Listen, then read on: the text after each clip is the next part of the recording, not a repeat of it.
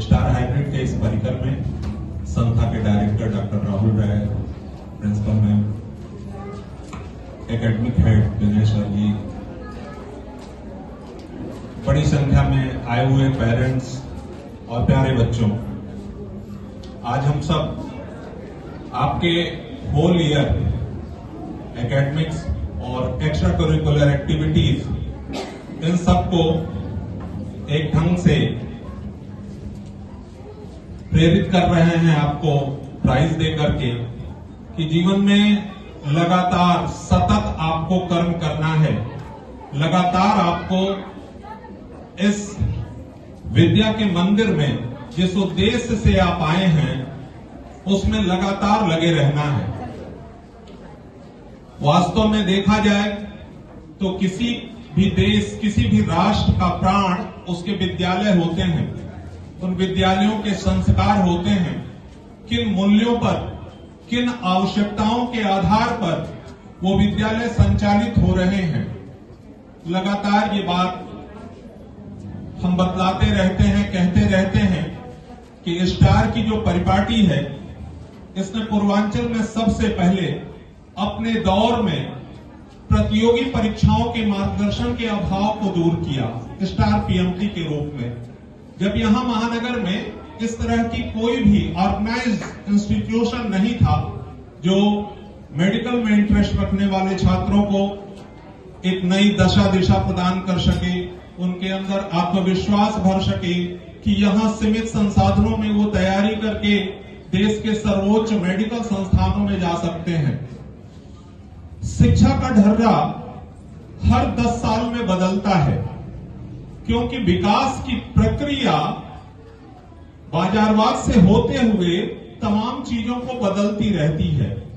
तो शुरुआती दौर 1999 के बाद करीब करीब 10-15 सालों में महानगर की शैक्षणिक स्थितियां काफी बदल गई। स्कूलों के इंफ्रास्ट्रक्चर तो बहुत ज्यादा अच्छे हुए, लेकिन डे बाय डे जो एजुकेशन की स्थिति थी वो काफी डाउनफॉल होती गई। तो हम लोगों ने इस स्टार हाइब्रिड की परिकल्पना को रखा, जहां हमने ये भरोसा जताया कि हम छोटे लेवल से ही, लोअर क्लासेस से ही बच्चों को तैयार करेंगे। और गर्व की बात है, अपनी स्थापना काल से ही लगातार स्टार हाइब्रिड अच्छे परिणाम दे रहा है। अभी धीरे धीरे हम और लोअर क्लासेस की तरफ बढ़ रहे हैं क्योंकि वैश्विक स्तर पर शिक्षा की चुनौतियां बढ़ रही हैं। आज जो बच्चा पढ़ाई स्टार्ट कर रहा है उसकी जो प्रतियोगिता होगी, उसका जो कंपटीशन होगा वो 20 साल बाद के समाज के लिए होगा।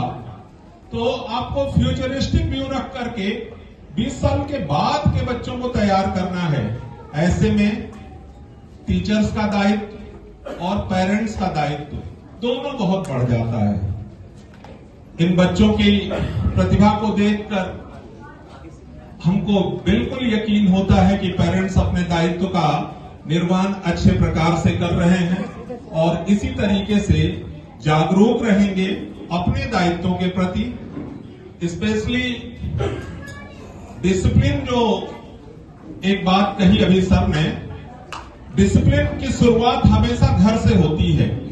तो अगर पेरेंट्स अपने बच्चे को अच्छे ढंग से कल्टीवेट कर रहे हैं, उनमें इथिकल वैल्यूज को इम्प्लांट कर रहे हैं शुरू से, तो निश्चित रूप से जो एजुकेशन का पार्ट है वो तो बहुत थोड़ा है।